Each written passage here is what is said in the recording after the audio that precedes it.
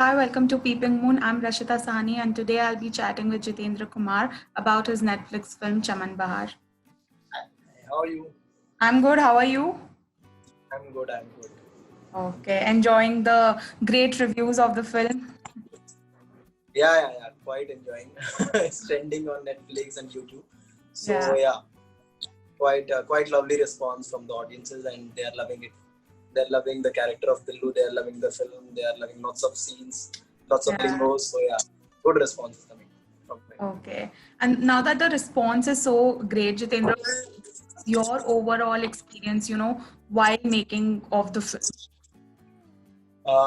भाई बहुत बहुत इंटरेस्टिंग और फन एक्सपीरियंस था। आई थिंक जिस सेट पे हम लोग काम कर रहे थे बहुत सारे लोगों का पहला या दूसरा प्रोजेक्ट था। सो लाइक डायरेक्टर राइटर का जो डेब्यू था, सो बहुत सारा एक्साइटमेंट था ऑन द फिल्म। मेरी पहली मतलब मैं पहली फिल्म कर रहा था जो बड़े स्क्रीन पर आई थी। इससे पहले मैंने काफी सारे शोज किए थे, बट हाँ, तो सो एक अलग एक्साइटमेंट था कि हाँ, बड़े स्क्रीन के लिए फिल्म बन रही है, जाएगी। और काफी इंटरेस्टिंग चीजें थी, कैरेक्टर वाइज बहुत सारी चीजें थी मेरे लिए करने के लिए। बहुत डिफरेंट कैरेक्टर था जो मैंने उस टाइम तक किए थे, उनसे काफी अलग था। बहुत सारी चीजें थी डिक्शन वाइज करने के लिए, परफॉर्म करने के लिए। बहुत ज्यादा एक्सप्रेसिव कैरेक्टर है और बहुत ग्राफ वाइज भी बहुत कुछ है करने के पास। तो सारी चीजें मैंने बहुत एंजॉय की during the shoot. Okay. And portrayal की बात करें तो ये थोड़ा अलग सा, जैसे आपने बताया कि the role was different, it wasn't like you had done before. So इसका जो पोर्ट्रेयल था, जो रोल के लिए आपका जैसे वो भी डिफरेंट रहा होगा। So was it like a little difficult for you? हाँ, जब तुम सडनली कुछ नया सुनते हो और नई तरह की चीजें, और जिसमें मतलब वर्ल्ड ही दूसरा हो जो तुमने कभी पहले एक्सपीरियंस ना किया हो। मतलब एक तो होता है कि चलो अलग है, बट मैंने चीजें देखी है, मैंने एक्सपीरियंस किया है, तो एकदम ही अलग स्पेस की स्टोरी है जो शायद मैंने कभी एक्सपीरियंस नहीं की। हाँ, मतलब थोड़ी बहुत नुआंसेस, ऑफ कोर्स मैं भी स्मॉल टाउन से हूँ, बट जिस लेवल की कहानी वो और स्मॉल टाउन है, मतलब जिस स्मॉल टाउन से मैं बिलोंग करता हूँ। सो ऑफ कोर्स थोड़ी बहुत चीजें, इंस्टेंसेस मैंने पर्सनल लाइफ में देखे हैं कि कुछ लोगों के साथ of course emotion I feel कि वन साइडेड लव स्टोरी जो होती है और वन साइडेड जो लव का इमोशन होता है वो हम सबके साथ कभी ना कभी लाइफ में होता है, और हम क्या फील करते हैं उस टाइम पे। वो सारी चीजें थी, but appearance wise, dialect wise and मतलब वो काफी चीजें अलग थी मेरी। सो डरा हुआ था शुरू में, लेकिन बहुत ही अच्छा स्पेस मिला मुझे, जो प्रोड्यूसर्स और डायरेक्टर्स हैं, जो मैंने रिक्वायर्ड चीजें मांगी उस टाइम पे, जो भी मुझे प्रिपरेशन के लिए चाहिए था कि मुझे नंबर ऑफ डेज चाहिए, मुझे डायलेक्ट वर्कशॉप चाहिए, मुझे एक्टिंग वर्कशॉप चाहिए, और हाँ, मतलब ठीक से कॉस्ट्यूम ट्रायल्स होने चाहिए। तो वो सारी चीजें पॉजिटिवली उन्होंने एक्सेप्ट की और वो सब चीजें मुझे मिली। सो काफी अच्छा वर्क एनवायरनमेंट क्रिएट किया जो क्रिएटर्स ने। सो मजा आया। तो उन सारी चीजों ने मेरा डर कम किया और मुझे ज्यादा इंटरेस्टेड कर दिया into the script. Okay. And this year actually started on a great note for you. पहले शुभ मंगल आई, अब आपकी ये वाली फिल्म है. So tell me something, जब शुभ मंगल आई, it got so much love, appreciation for your role in particular. तो आपको लगा कि उस रोल के साथ जो आपका much deserved recognition था, जो आपको मिलना है, वो मिल गया है, या do you think there's more to come now? या मुझे लगता है कि हाँ, डेफिनेटली शुभ मंगल ज्यादा सावधान से मुझे बहुत अलग ऑडियंस में रीच मिला है, क्योंकि अब तक मैं वेब शोज कर रहा था। आई नो उसका जो एज रेंज है वो अभी फिलहाल अपनी कंट्री में थोड़ा कम है, लाइक 15-35 के लोग ज्यादा इन्वॉल्व हैं छोटे स्क्रीन पर या मतलब लैपटॉप्स पर, है ना।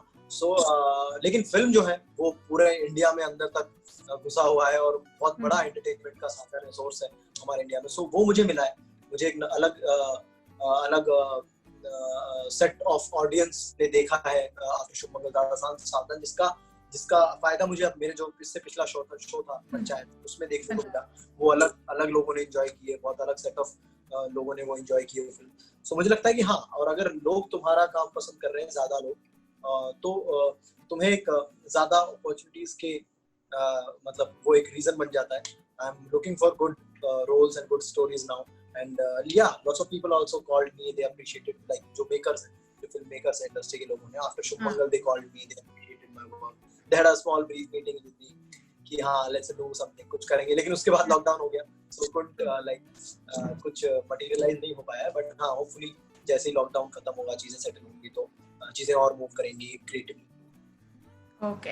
एंड आपने अभी तक जितने भी प्रोजेक्ट्स किए हैं, भले ही वो वेब शोज हो या फिर फिल्म हो या फिर फिल्म है, आपका जो रोल रहा है वो एकदम डिफरेंट रहा है। You have always made it a point that थोड़ा हटके या डिफरेंट रोल ही मैं करूं और सिमिलर ना हो आपके पिछले रोल से।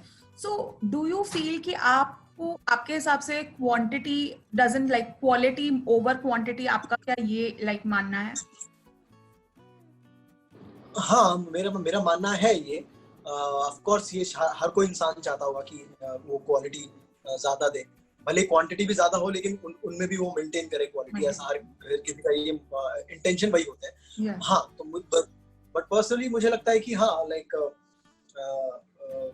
मुझे लगता है कि ये क्वालिटी अगेन तुम्हारे ऊपर ही डिपेंड करता है कि तुम किस किस इंटेंशन के साथ जाते हो, और किस किस तुम वाइब देखते हो विद प्रोड्यूसर्स, विद डायरेक्टर्स की कैसा आ रहा है, and you work with them अगर they are able to, they are ready to create a good quality content. ठीक है, अगर अभी अभी अभी उतना अच्छा क्वालिटी आपको नहीं लग रहा है राइटिंग लेवल पे, and everybody is ready to create like improvise things and like improve things, so उसके लिए अगर सामने वाले रेडी हैं तो मुझे लगता है क्वालिटी अपने आप आ जाती है। अगर वो वाला माहौल है किसी किसी प्रोड्यूसर के सेट पर, तो मुझे लगता है कि काफी हेल्प होती है क्वालिटी बनाने में। It depends on you. So मेरा ऐसा नहीं है, of course I would love to work in quantity also. मैं ज्यादा काम भी करना चाहता हूँ, ये मेरी इच्छा है। और हाँ, मतलब उसमें मैं ट्राई करूंगा कि क्वालिटी भी मेंटेन करूँ। सो देखते हैं कैसा रहता है। अभी तो हाँ, हुआ ये कि हाँ, मैंने कम काम किया है, लाइक साल में 2 प्रोजेक्ट करता हूँ, इसमें मुझे इनफ टाइम मिल जाता है। सो आई वांट टू सी कि अगर ज्यादा प्रोजेक्ट्स होंगे तो मुझे कैसे टाइम मिलता है, मैं कैसे मैनेज कर पाता हूँ। सो अगर वहाँ मुझे डिस्कम्फर्ट फील होगा, देन आई विल सी कि मैं कैसे चेंज करता हूँ। बट वो एक्सपीरियंस करना, वो लर्निंग बहुत इंपॉर्टेंट है कि जब तुम बहुत सारा काम कर रहे हो तो क्या एक्सपीरियंस होता है, तुम कैसे क्वालिटी तक। Okay. Also, being an outsider in this industry, there is like so much, there are so many people who have like received inspiration from you कि आपने इतनी मेहनत की, आप यहाँ तक पहुंचे। बट क्या ये जर्नी जो आपकी है ये इजी रही है, या was it like, या फिर आपको भी of course थोड़ी डिफिकल्टीज फेस करनी पड़ी? हाँ, मतलब डिफिकल्टीज होती हैं, मतलब जो तुम जिस तरह का तुम काम करना चाहते हो, जिस तरह की तुम अपॉर्चुनिटी क्रिएट करना चाहते हो, उसमें टाइम लगता है। उसके लिए तुम्हें स्टार्टिंग में जिस तरह से भी हो रहा है, तुम्हें अपना 100% देना है, whatever you are getting work wise. So वो करते करते मुझे लगता है कि लोग तुम्हें नोटिस करते हैं, लोग तुम्हें फिर मतलब तुम्हें स्पेस देते हैं कि how do you want to make things, मतलब तुम्हें कैसा करना है, तुम्हें सीन कैसे परफॉर्म करना है, तो तुम्हें भी वो स्पेस मिलता है आफ्टर सम टाइम। तो हाँ, ऑफ कोर्स जो पहला काम है वहां तक पहुंचने का एक स्ट्रगल अलग होता है। थैंकफुली वो हम कुछ लोग जो जो टीवी से रिलेटेड रहे, उन लोगों को वो उतना नहीं फेस करना पड़ा, क्योंकि यूट्यूब आ गया था, तो एटलीस्ट हम काम कर रहे थे। एटलीस्ट ऐसा नहीं था कि काम नहीं है। तो उस काम के दौरान हम सीखते गए, नए नए एक्सपीरियंसेस आते गए, और हमने सीखा कि कैसे क्या चीज ऑडियंस को ज्यादा एंगेज करती है, क्या चीज हमें पसंद आती है, और उन दोनों के बीच में कैसे बैलेंस बनाया जाए, जो हमें कहना है, जो ऑडियंस को पसंद आ रहा है। सो वो किस तरह से एक बैलेंस बनाते हुए कोई चीज बनानी है। सो वो एक लर्निंग है, वो एक एक्सपीरियंस है, वो हमें मिला बिकॉज ऑफ यूट्यूब। और सो फॉर मी, बहुत सारे लोग मेरे साथ जुड़े हुए थे स्टार्टिंग से, जो मेकर्स हैं, जो क्रिएटर्स हैं, जो राइटर्स हैं। सो थैंकफुली काम वाइज हमेशा मैं सेटिस्फाइड रहा। ऑफ कोर्स एक मन की इच्छा भी होती है कि मुझे इस तरह की कहानियां कहनी है, या मुझे इस तरह के पार्ट्स करने हैं। उसमें टाइम लगता है, वो धीरे धीरे होती है तुम्हारे पास, बट होती है। So you have to take those difficulties as challenges, as opportunities. So वो करना पड़ता है, वो उस हिसाब से मेंटली आपको प्रिपेयर रहना पड़ता है। ऑफ कोर्स वो अकेले नहीं हो पाता है, उसके लिए तुम्हें बहुत सारा सपोर्ट चाहिए from family, from friends, and I am very thankful and lucky कि मुझे वो सब मिला। ओके। एंड आप एक एक्टर हैं, और हर एक्टर के लाइफ में there is of course acceptance होती है, रिजेक्शन होती है, there is success and there is failure also. So अगर आपको मैं पर्सनली पूछूं as an actor, how do you think कि एक बंदे को एक्टिंग फील्ड में सक्सेस या फेलियर के साथ कैसे डील करना चाहिए? Some people say that you know it's the same for us, some people say that when a project of mine doesn't do that well, I take some time and then I am back. तो आपका approach कैसा रहता है?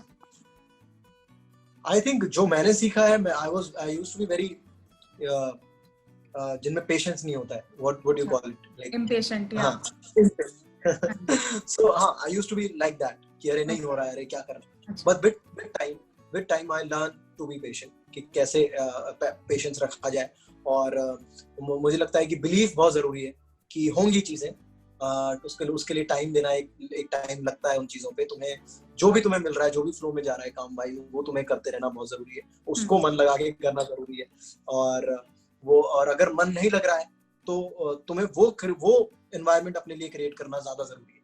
उसमें help करो खुद को, कि मतलब कहीं एफर्ट डालना है तो उस चीज में डालो कि यार अच्छा, ये काम करने का मेरा बहुत मन नहीं हो रहा है, सो इसको मैं कैसे मतलब जूसी बनाऊं, कैसे मीठी बनाऊं इस चीज को मैं, वो तुम्हारा काम होना चाहिए।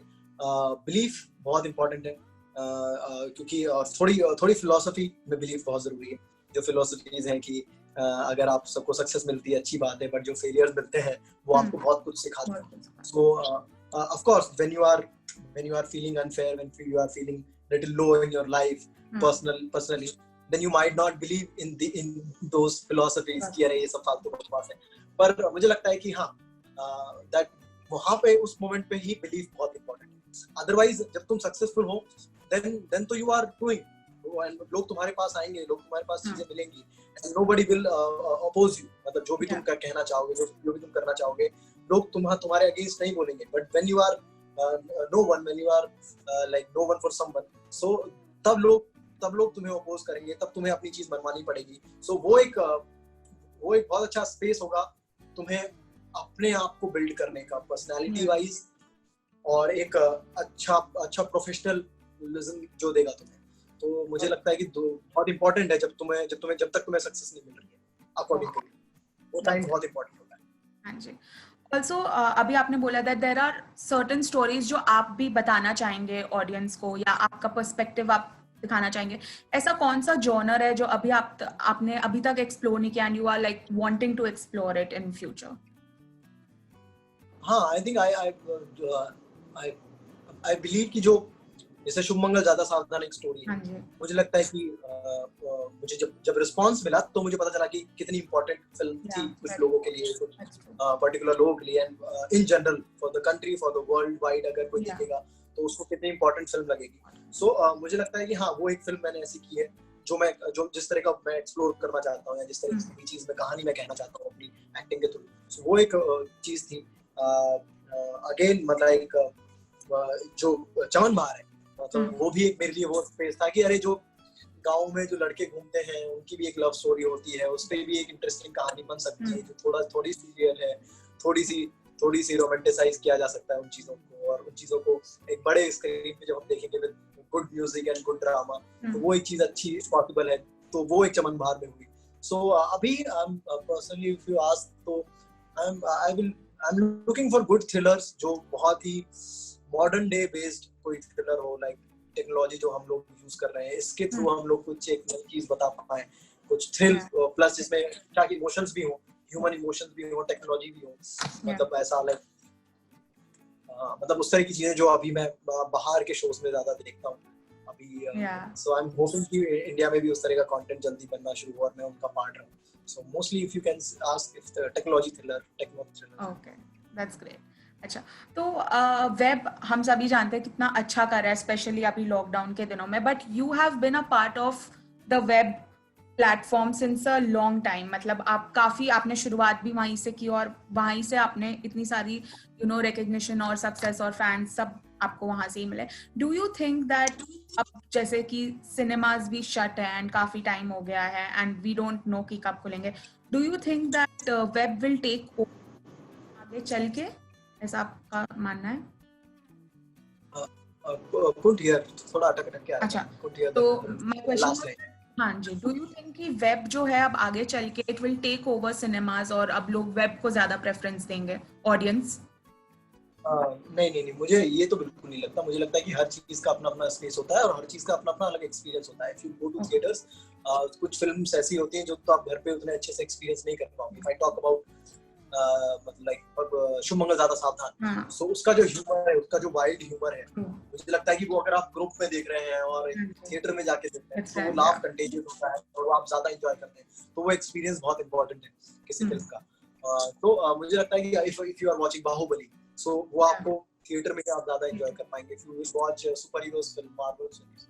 सो मुझे लगता है कि एक्सपीरियंस वाइज चीजें डिस्ट्रीब्यूट जरूर होंगी कि हाँ यार ये वाला एक्सपीरियंस मैं घर पे देखता हूँ, या इस तरह का शो मैं बिंज वॉच करता हूँ with when I am chilling on a weekend. So और जब मुझे बाहर निकलने का ज्यादा मन नहीं है।